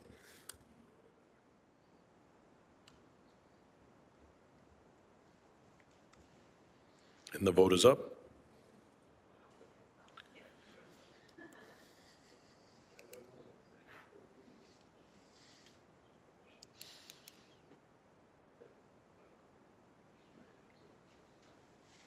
That carries 8-0. Thank you. Moving on to items for consideration. Item 9.1, AUD 25001, audit of contract payments to DARTS. I would like to call upon our Auditor General, Charles Brown, to please come to the podium to begin your presentation.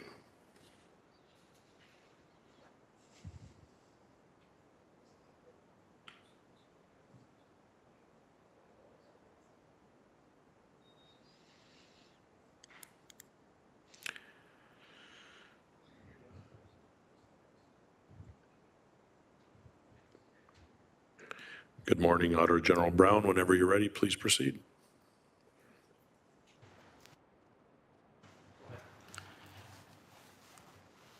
Thank you, Chair. Through you, I am Charles Brown, Auditor General, and I'm here to present our audit of contract payments to DARTS.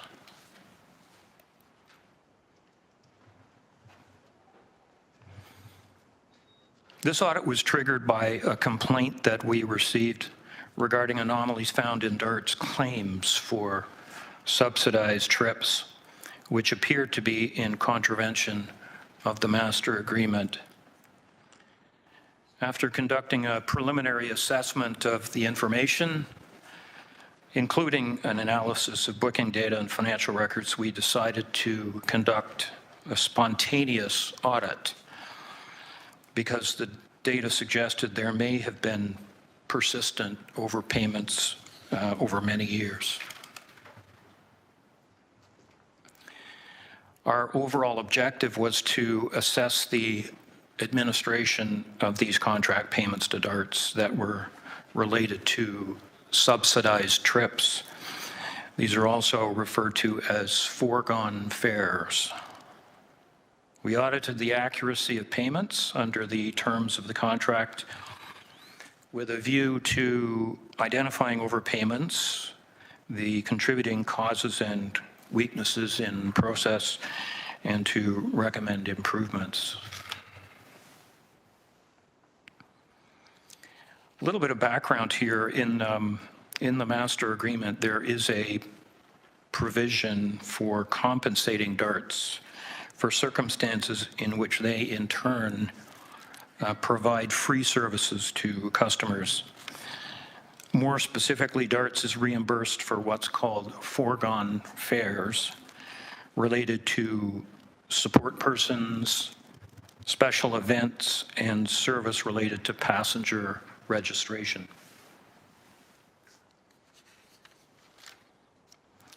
The scope of the audit involved a review of 12 years from 2012 to 2023 inclusive, and it encompassed 5 lines of inquiry. What was the amount of overpayment? How did that happen? What control weaknesses led to the overpayments? Were the overpayments deliberate? And what should be done about them? In conducting our audit, we reviewed ride booking, trip, and financial data. We spoke with staff, and in particular, we performed a detailed examination of reports and trip coding for 2018 through 2023. So that's 6 years inclusive. And we estimated the amount of error for the period 2012 to 2017 inclusive.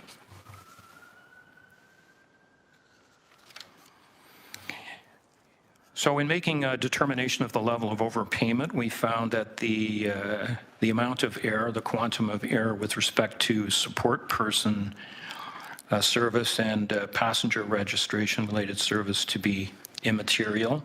However, the error level with respect to foregone fares for special events was found to be material. And in fact, for the 12-year period from 2012 to 2023, we estimated the amount of overpayment at between $230,000 and $263,000. In any given year, overpayment levels could be very high or low. There was even a year in which there was a low amount of underpayment, a couple of years actually. However, on average, there was overpayment of around 3.4% of fare revenue, which amounted to between $19,000 and $22,000 per year. So how did this happen? In attributing the causes of these errors, we determined that they arose from inaccurate data entry of ride booking codes, which misrepresented the number of subsidy-eligible trips. There was also a lack of oversight by the city in reviewing and scrutinizing the DART's claims, which was exacerbated by challenges that they experience in accessing data. There are a number of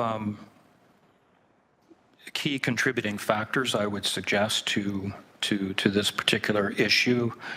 First of all, trip information and other data is not under the care and custody of the city. Indeed, the city has had challenges in the past in getting access to it. This particular observation was previously identified as an issue in our audit of 2022. That's the one that had to do with DART's fleet management and maintenance. So any challenges with respect to data access make it difficult for the city to provide independent oversight. There needs to be clear and specific communication of designated special events, including the actual codes to be assigned and used.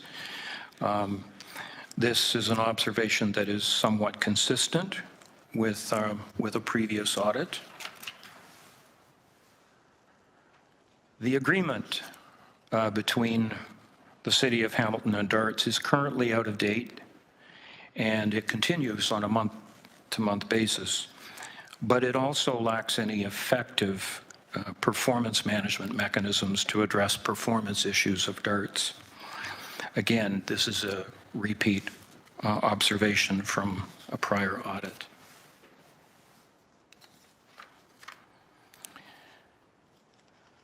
So the question, was this a deliberate On that question, as to whether the overstated claims were deliberate, we found no evidence of deliberate manipulation of the numbers to generate more subsidy. We believe these were simply errors that arose from poor data entry controls. In fact, there's no real incentive to deliberately overstate the numbers, since any deficits are made up and any surpluses are clawed back by the city. So that's unlikely. Having said that, though, there are few incentives that would ensure a high level of accuracy and few consequences for errors, which is more likely the cause. What should be done about this? Well, while in theory the city should always try to recover its losses, as a practical matter, we recognize that recovery would be complex and likely cost more than what would be recovered. It would require detailed analysis of another 6 years, from that being from 2012 to 2017, to identify the specific transactions at issue, and that's because we only analyzed in detail the most recent 6 years, and the other 6 years we did an estimate. It would also require communication with thousands of users for $3 fare recoveries that happened as far back as 2012. So in conclusion, we made 4 recommendations to improve the situation, all of which were agreed to by management, and that we are recommending that management report back with a status update to this committee by the end of this year. That concludes my presentation. Thank you, Auditor. Excuse me. Thank you, Auditor General. Any questions on the presentation? Councillor Clark, I see you nodding your head. I have no one on the speakers list, so you're up. Thank you, Chair. So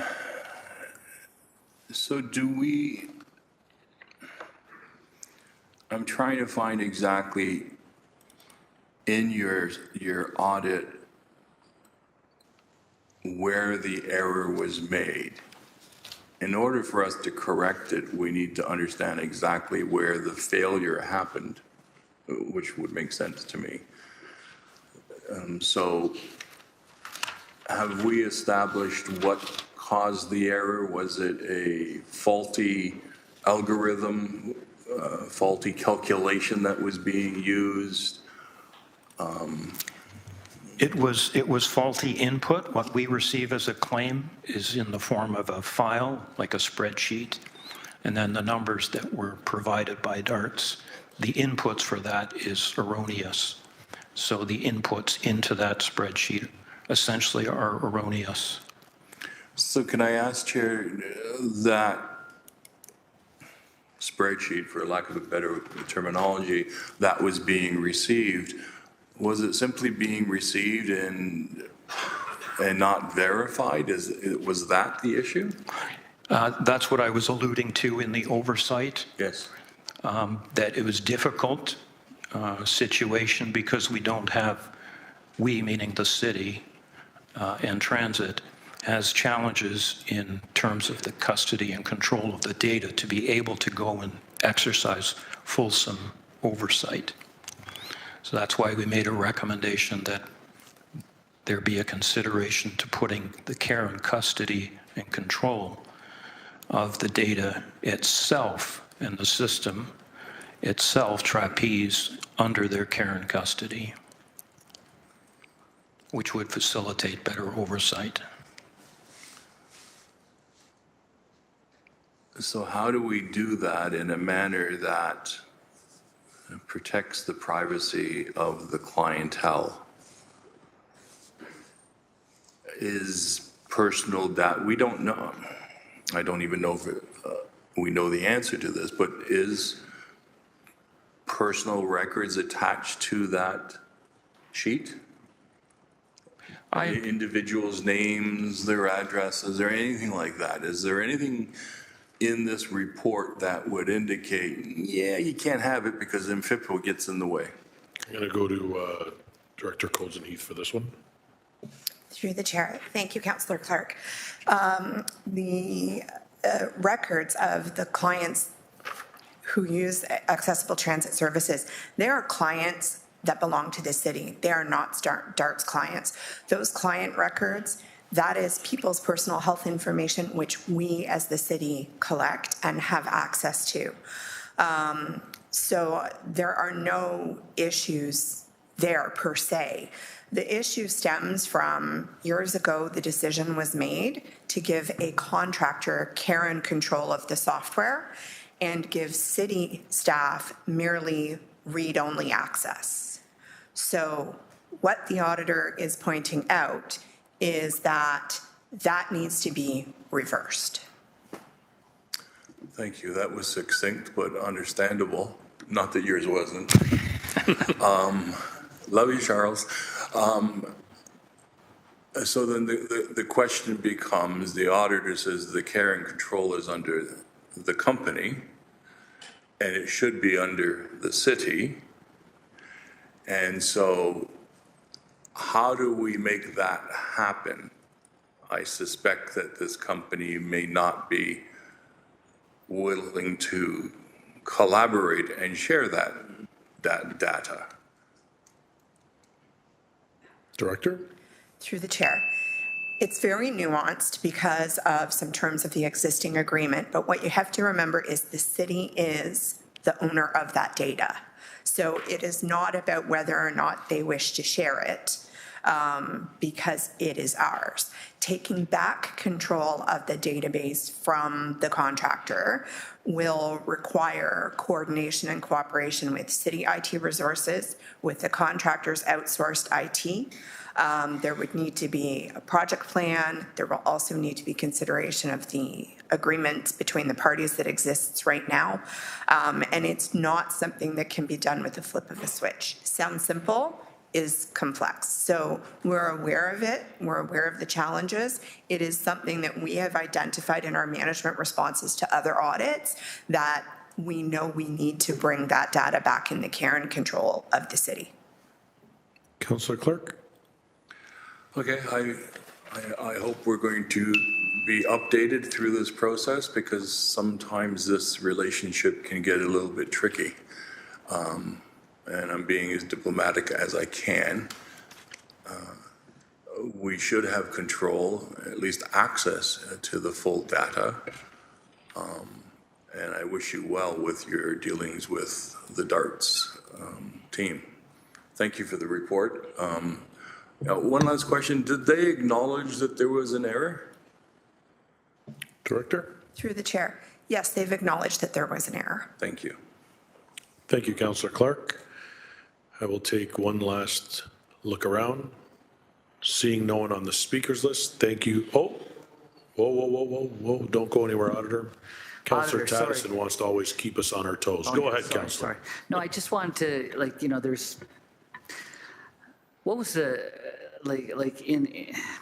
what was the response from DARTS when you requested the information? It was very open and sharing, wasn't it? Or was there resistance? So through the chair, I can only speak to in terms of the audit, not on a regular basis, but for us that we were able to secure all the data that we needed. So but I would say that with the assistance of ATS. Okay, then just a question, and I'll come back to you in a second. For Director, what's the annual monthly payout to DARTS per month that the city has the contract with, that's going month to month? Do we have that number? Councillor Tattison, we'll see if we can give us a little bit of jeopardy, and we'll be right back. Director. Okay. Through the chair, joining us online today is Senior Project Manager Marco Mastacci. Marco will be able to provide the the monthly amount. Thank you. Senior Project Manager? Good morning, everyone. Through the chair, just to clarify, are we looking at the monthly budget payments DARTs are to receive, or are we speaking about the monthly subsidized fare payments made to DARTs? How about both? Both it is. Well, they both vary. On a monthly basis, the budgets are set with an annual amount, and on the 15th of each month, we provide DARTs with a payment. They range anywhere from 1.9 million per month to 1.6 million. Again, I can summarize it ongoing if required in a supplemental report, but at the same time, the monthly budget payments vary based over a 12-month period. As far as the subsidized fare payments, they range anywhere from, again, $3,000 to $5,000 a month, depending on the number of fares that are reconciled as being subsidized fares payable to DARTs.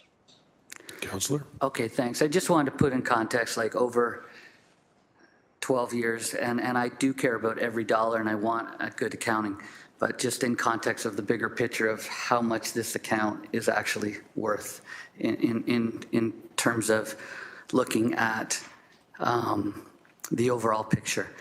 One question that I do have, again, for the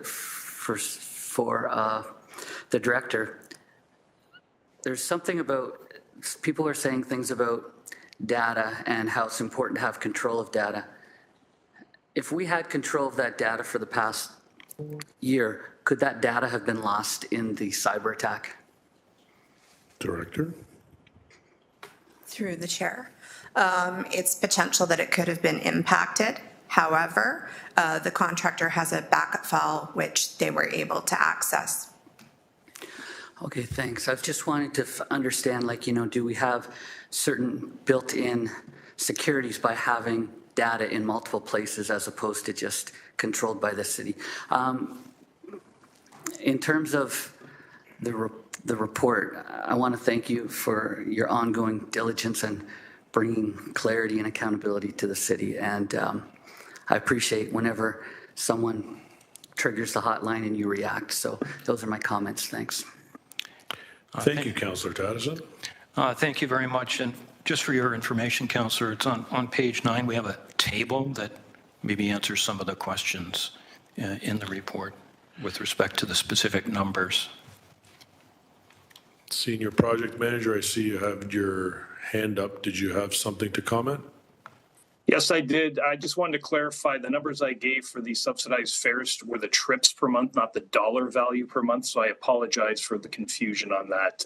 The 3,000 to 5,000 figures I gave were for the number of trips reconciled. The dollar values were a little different. They ranged anywhere from $10,000 to $14,000 per month. Thank you. Apologies. Thank you. Okay, I'm going to try this one more time, Councillor Tattison. Anybody else on the speakers list? Auditor General, thank you. We need a mover and seconder to put the report on the floor.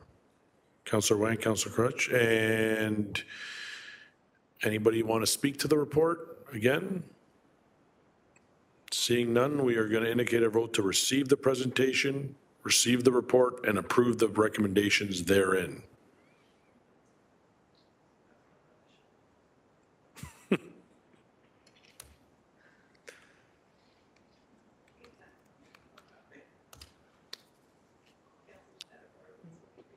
Just for me.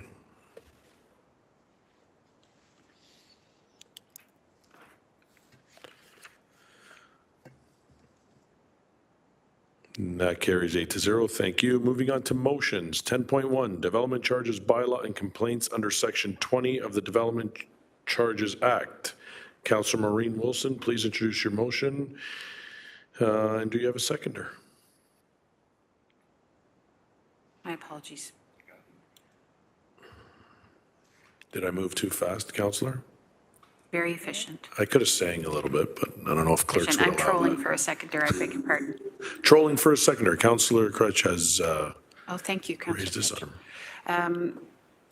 I'll go to the, well, there is just a therefore be resolved, that the number of, that staff be directed to report back to this committee with information on the following: the number of formal development charges complaints received by our clerk under Section 20 of the Development Charges Act in 2024, and how this compares to the number of these complaints received in previous years, 2019, 2020, 21, 22, 23.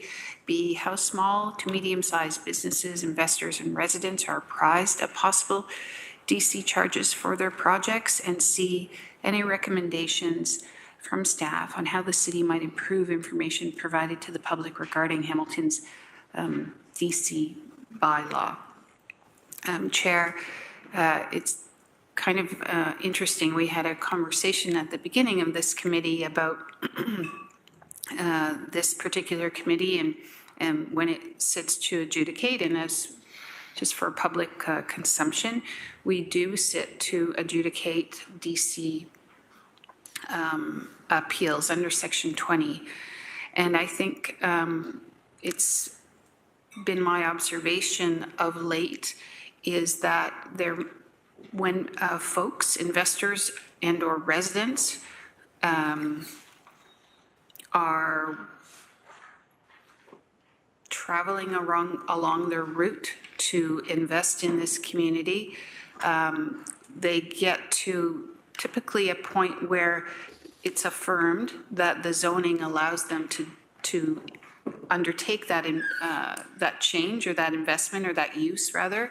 And then they're somewhat surprised at the end when they also learn that they have a development charge. And my question to staff is, of course, we don't know when these investors and residents, they may come in vis-a-vis the small business center, they may just show up at the building department's counter, and this is a surprise to them. And because they are small, it was not foreseen in their pro forma calculations. And I think it's incumbent on us to do everything that we can to ensure that the process is fully available for wherever they engage with the city, that all the requirements are daylighted of possibilities, and that we do that in such a way to minimize both the complaints and any surprises on their part. It is in our interests as a community to ensure that we attract and retain small business. It's in our interest as a community to ensure that we enable residents to do infill, to make modifications. And I'm just seeking some assurance from staff that we're doing all that we can to daylight that process. In terms of other things, there will be a future discussion at the Open for Business Subcommittee chaired by Councillor Wang about how we also uphold our commitment to small business investors. Thank you. Councillor Clark?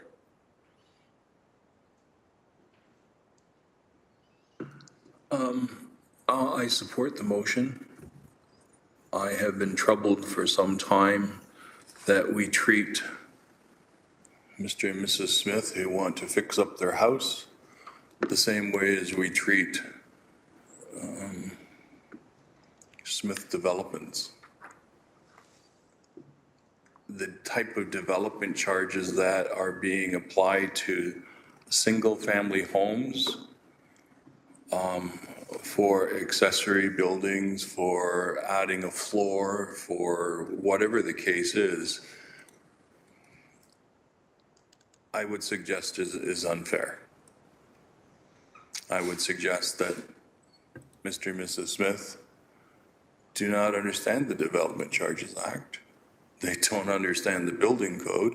They're doing their best to work with a contractor to fix up their home, to bring, ironically, an increase in taxes to the city of Hamilton, because that's what happens. A neighbor of mine put another floor in his house and his taxes almost doubled. So we're getting money out of them through property taxes. I find it troubling that we squeeze the individuals that are owner occupied of that building, who are going to stay in that building, to the same extent that we squeeze the developers for development charges. It seems contrary to what we are encouraging in terms of accessory development, in terms of granny flats and secondary units, even if they're in the backyard. So I support the motion. I think it makes complete sense. But I'm still struggling to understand why it's on par. So if you're going to charge any one of the developers for a multi-residential product, the development charges reflected to the small property owner is huge. And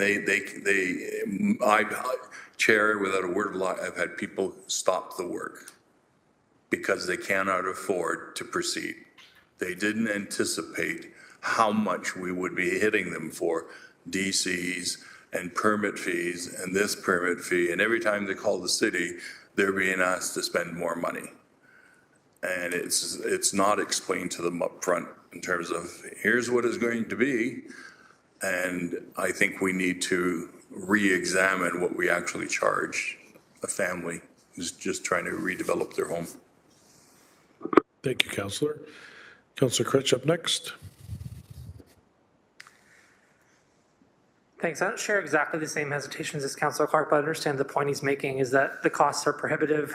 You know, having incentive grant programs and those kinds of things can help in certain situations when the city's trying to prioritize things like accessory dwelling units or secondary dwelling units. But I get the general principle here, which is that if you designed a home as a bungalow that was one story, that had one washroom, that had one kind of pressure on the city's municipal infrastructure, and you decide, well, I have a larger lot and I want to have 3 or 4 or 5 times as much water going into the sewer system than I did before, that's going to have an impact on municipal infrastructure, and we have to account for that somehow. So I get that there's that tension in the system, and so that makes sense. Well, I'm particularly interested in B here, and thankful it's in here, is because this is a thing I hear rather frequently in Ward 2, a place where the most small businesses are located, as far as I know, is a pressure that people feel throughout a process they're going through. Mm-hmm. So the process starts here, and for the city, we have one activity we care about, right? The activity is we care about being accurate. We care about making sure that the people who receive information from us at the Small Business Center get that information, and it's clear so that they're not confused about what the fees might be. But in trying to deliver as much accuracy as possible, the timeline is long. And so the person who's come down to City Hall, that's not their first stop. They've made many stops before they've ever got here. And if there can be a way through this process to provide them with more information, even if it's not perfectly accurate information, meaning here's a range of what you can expect, here's how we can do this kind of thing, instead of making them have to wait for long periods of time to, say, for instance, go to a specific subdivision of a department and get a piece of information from them, and then go back and forth and follow up. I've been copied on more email chains than I'd like to of the kind of follow-up that residents are asked to do when they're trying to open a business, and it can be really hard for them because it's not something they can follow. We're used to doing bureaucratic things here in a bureaucracy, but people who are trying to open a small business, to make a product or distribute food or whatever it might be, aren't approaching that activity in the same way that we are. There's a very different perspective there. So I'm hopeful that through this process of learning more about how it works, there might be opportunities to suggest ways to improve that so that we can create more predictability for people. So they're not starting a process on day one, then a year later, finding out that vital piece of information they need to know, that if they'd had it here, could have informed their decision. And for some people, their perspective is, and whether right or wrong, I wasted years of my life trying to do an activity, needed this kind of answer. It only came over here, and if I'd had it 2 years prior, I wouldn't have had it, I wouldn't have done this, I might have made different decisions. And so that kind of frustration lingers in communities, and it really hurts and harms all kinds of situations because, of course, people are looking to lease their premises out. They think they've got someone to lease their premises to. That person finds out, oh, no, we can't do this because it used to be a fireplace, sales area, and now it's going to be an ice cream parlor, and like there's a change of use or whatever it might be. So I think there's a whole lot wound up in that, and I'm really grateful that we have this motion because I think it starts to unpack some of these issues that we're having with respect to changes of use, changes of footprints, and development charges, and how those impact people's ability to just set up shop to do something, frankly, that consumers and the public really want. Thanks.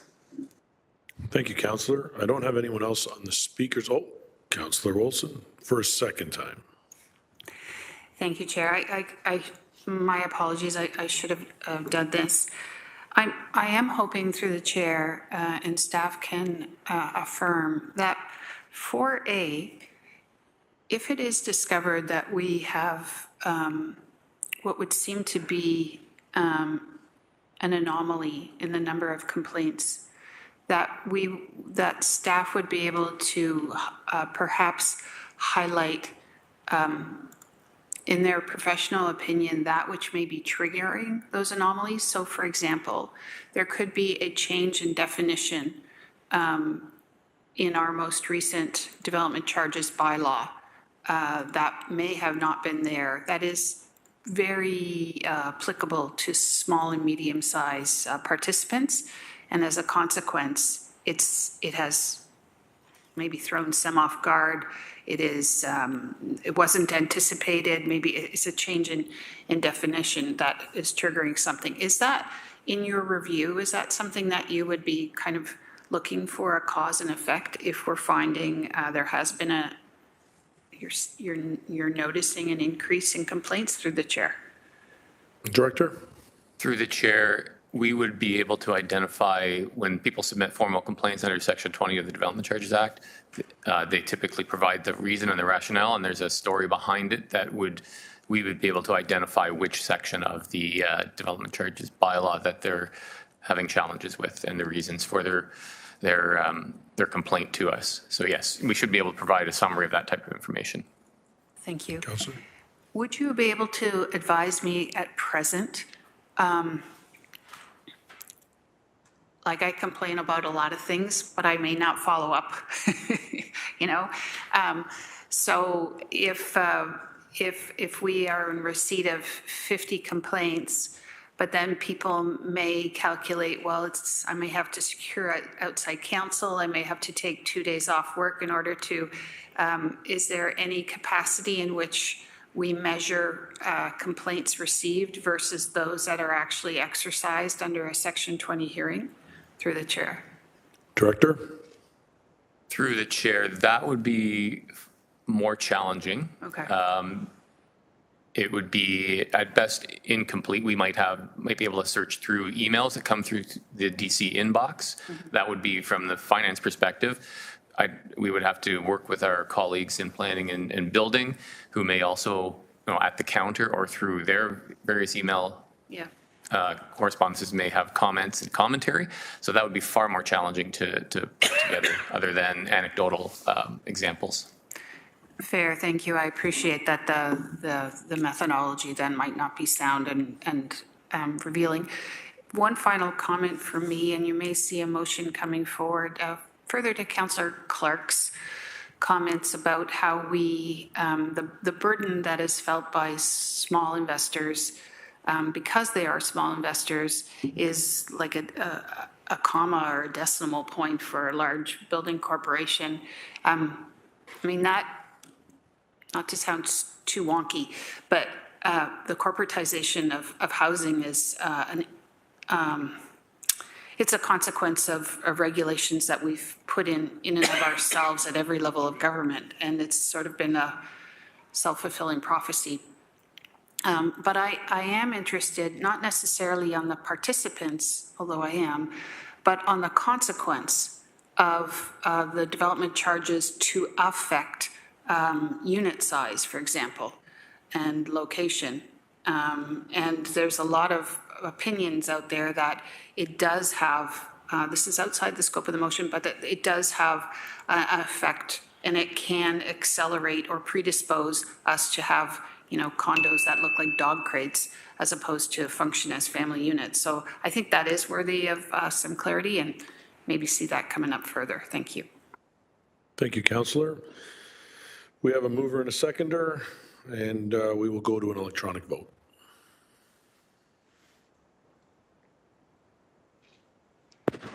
So. Oh.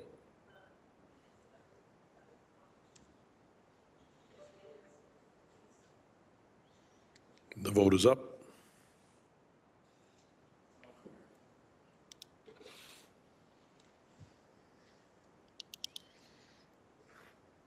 That carries 8-0. Thank you. Moving on to private and confidential, item 14.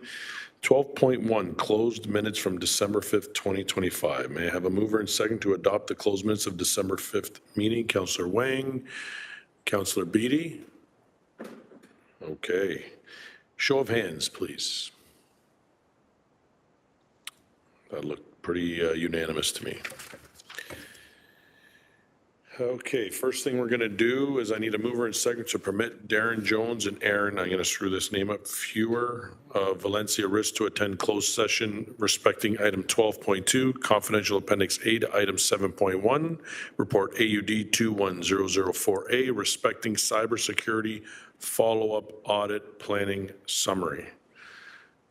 Councillor Clark has a question. So before we admit a third party to the in-camera session, should we not be speaking in camera about the report from the Auditor General and then bring Valencia in? Auditor General? Through you, Chair, these are consultants that are part of my team. Okay. They're here to help explain the plan. My apologies. Thank you. Thank you, Auditor General. So I need a mover and a seconder to allow the Councillor Tass and Councillor Wang electronic vote to allow the consultants into the enclosed session.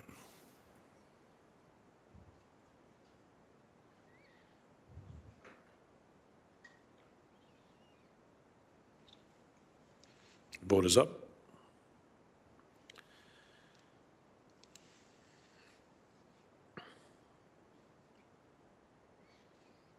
Oh, sorry, and that carries 8-0.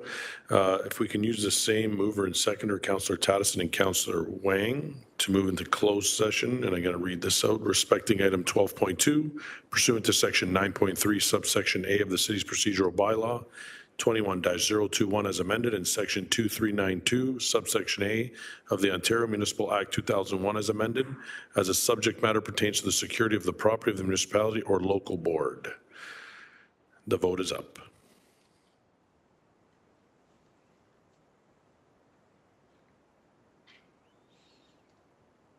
That carries 8-0. Thank you. Members of the public, the meeting will continue following the closed session portion of the meeting. When you see the members of the committee, rejoin the meeting. Committee will wait up to 5 minutes upon reconvening an open session before proceeding with the meeting to provide members of the public and the media time to return. Before we move into closed session, I would ask all members of the public to please exit council chambers and the WebEx meeting now. Thank you. Any staff that are not directly related to item 12.2 are asked to please exit the meeting as well. And a reminder to all members of committee to please ensure you moved into the closed session portion of eScribe. I also remind members of committee that as per section 8.7 of the procedural bylaw, the use of personal electronic devices during closed meetings is strictly prohibited, and the use of city electronic devices during closed meetings are limited to text communication only and not as a telephone, recording device, or camera. Staff from the Office of the City Clerk are exempted from subsection 8.7C when using electronic devices for record-keeping purposes. When the clerk has determined that only the appropriate attendees are still in council chambers and the WebEx, we will move on to items 12.2.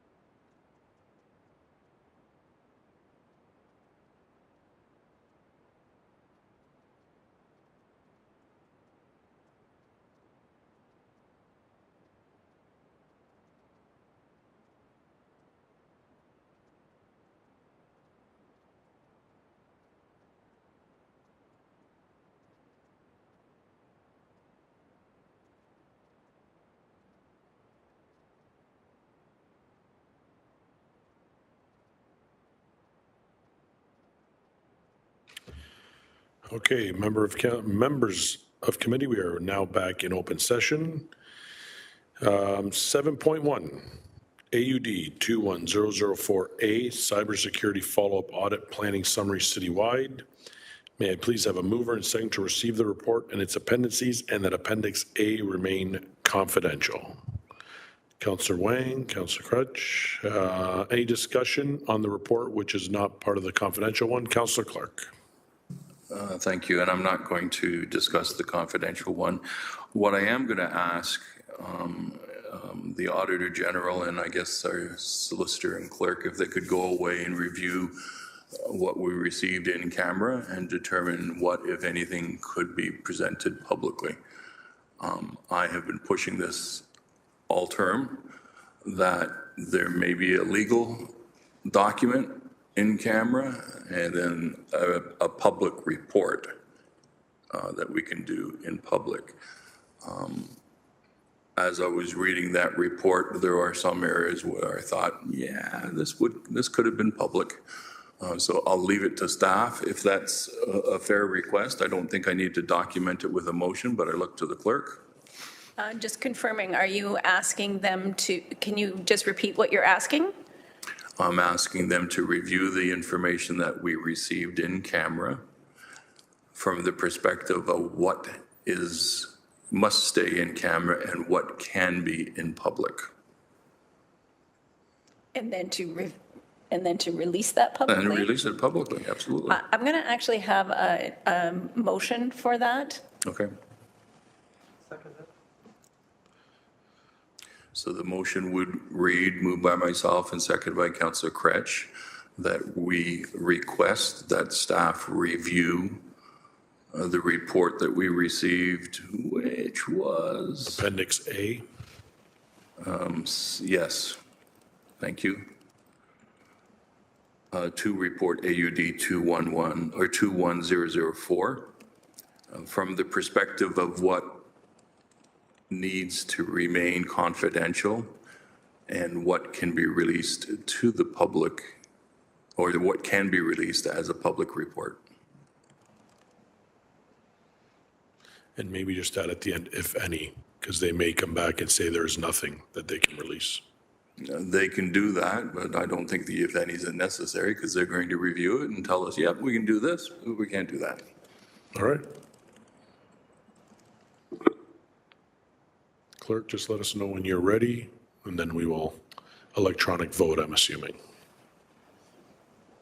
Yes, I am. So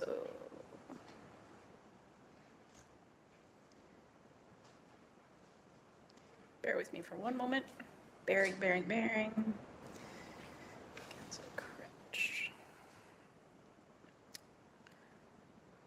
I've put a short form of that here, and it's now open to voting, unless there are any questions. Any questions? I don't see anyone indicating to speak, so we can go to the vote, and the vote is up.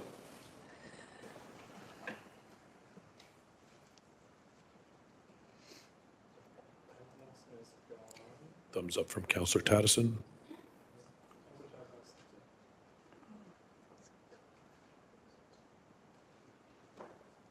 That carries 6-0. Thank you. I don't see anyone else that would like to speak to this. I think we have a mover and a seconder. Do we? Yes. Yes? Show of hands, please. And that is carried. Last item is adjournment. Mover and seconder, Councillor Tattison. You'd love to adjourn. No? No, you just declare it. Oh, That yeah, there I be guess no I should other read. business. There being no further business, the Audit, Finance, and Administration Committee is adjourned at 12:35 p.m. Thank you, everyone.